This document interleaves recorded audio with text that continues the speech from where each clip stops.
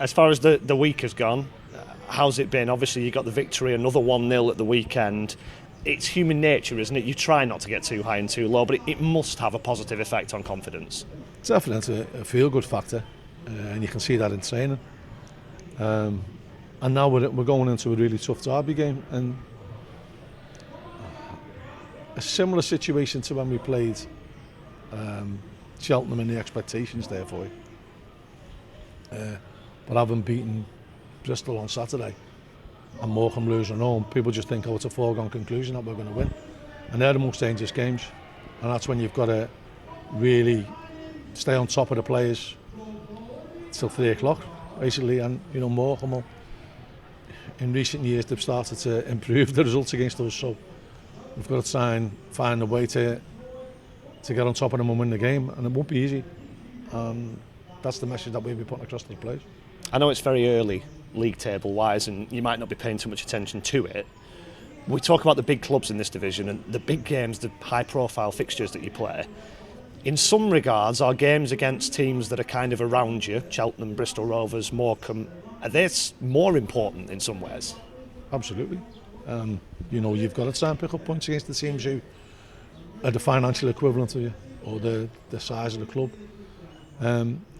The Morecambe game's always a bit special because the fans make it special, and everyone knows my affinity to Morecambe, and I was delighted when they got promoted, lucky enough to do the semi-final playoffs for the radio, and so I want to see them flourish. There's some unbelievable people there who've done marvellous work at Morecambe, and obviously I've got lots of friends there because my time there, I had my most prolific spell as a footballer there, and then you've got the new fans coming up who probably won't have heard of me playing, so that always makes you smile as well. But they're generally really good games. The fans make it a good atmosphere. Morecambe, I'd imagine, will travel in the numbers as well, and once you've got that kind of atmosphere, the game then hots up, and there's always been plenty of goals in the games, so we just got to hope that we put them in one end to keep them out the other. Derek Adams thinks it's harder to stay in League One this season than last season. Would you agree with that? I think it's hard to stay in League One, full stop. Derek's done a marvellous job there when he got them promoted. Obviously he's left for pastures new, and then he's come back, and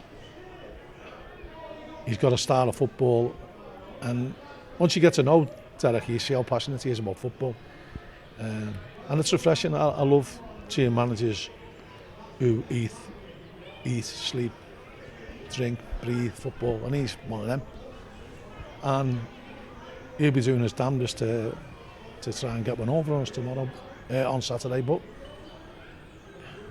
that's the nature of the game, and every team's trying to beat each other. Every team should believe they can beat each other, and as you say, the ones who are similarly matched in terms of infrastructure of clubs, they're the ones that many of them will target.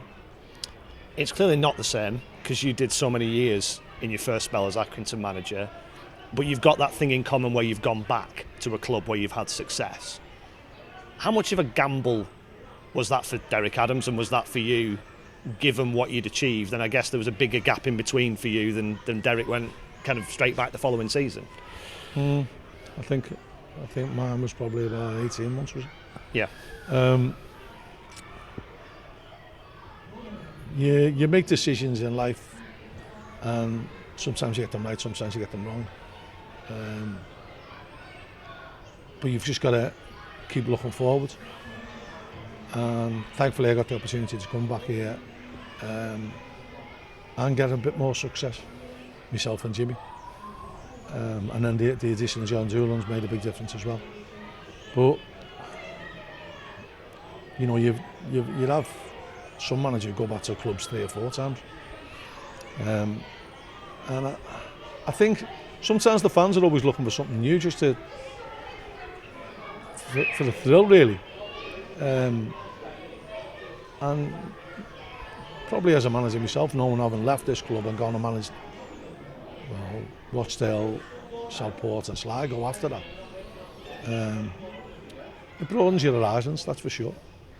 And you possibly get a little bit more self-awareness and a little bit more awareness of your own club the next time around, and I think that'll be the case with Derek. I'd like to think I'll come back a better manager. As Danny says, the Coleman Mark II, or the upgrade. And I'd like to think that their experience. And then you sort of learn to love what you've got as well. Which, if you read any of these happiness books, is the key thing. But you also appreciate what you've got, and then you can appreciate minor adjustments that make things better for you. Now, we've had some major adjustments that's made. Obviously the ground, the pitch, starting with the training facilities as well. So everything is getting better at Accrington, and we've got to try and keep up with that on the pitch. In the past, we'd always exceeded it on the pitch, the infrastructure of this club. Now we've got to keep up with it, and it's a challenge that we relish. There's been a lot of talk, for understandable reasons, about the number of players you've had missing, the number of injuries, the fact that at this time of year, I think you said it's as bad as it's been in your career. Those that are out there and doing the job at the moment, and particularly the defensive players, that back four, I don't think anybody would have picked in July when you were signing players, or June when you were signing players. Back-to-back league clean sheets and a clean sheet at Salford in the trophy with a much changed side. How much credit do those particularly young guys deserve for this run that you're on? Well, as you say, it is to a certain extent a patched up team because of the injuries that we've had.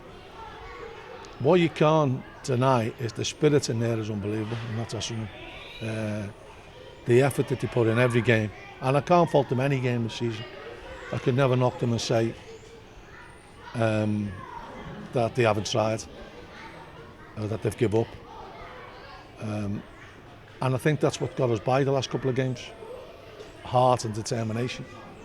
And you see some of the blocks late on in the game against the Bristol Rovers and late on in the game against Cheltenham. And that's the spirit that the lads should take credit for themselves. For, we try and foster that spirit, but then they've got to go and carry it out. And as you say, the defence has been superb. We leak goals like a sieve for a bit. But they've battened down the hatches, and you can't fault the willingness. And as I keep pointing out, Ryan and Doug would barely have played 20 games between them in the league. Well, they haven't. So, for them to be performing as well as they do, then you need the experience of your Seamuses, your Sean McCombos, your Sean Worleys to stabilise you a bit. And then you're just hoping for a little bit of individual skill, which we have got. We've lost a little bit of it with Cody being out injured and Rosaire, two main ones for us who would provide that. But there's all little pieces that have to fit together to win a game. And the last two games they've fitted quite nicely. But we've got to keep working at that. It doesn't just come, off the top of your head. And we've got to keep being mindful of the opposition and being mindful of how we can beat the opposition. And we had a team meeting on Friday before the game, and Seamus made a good point that it has got to be about us more than ever now. We've got what we've got, and let's make the most of it, and we have done the last couple of games. What's the injury situation looking like? Well, the long term was no change really, so I think Roz is getting closer. Cody, I think it'll just be a case of when he can go, he can go. Torre joined in light training last week, so he shouldn't be too far away. And then the others, we're still waiting for a definitive answer on Matt Lowe. Josh has still got this problem with his back that he was walking like the Tin Man before, so that doesn't seem to be easing up. And obviously then you've got Big J and Michael, who's hopefully Michael will get the boot off this week. So I know when Michael's ready, he won't be hanging around. I know he's desperate to play now. So.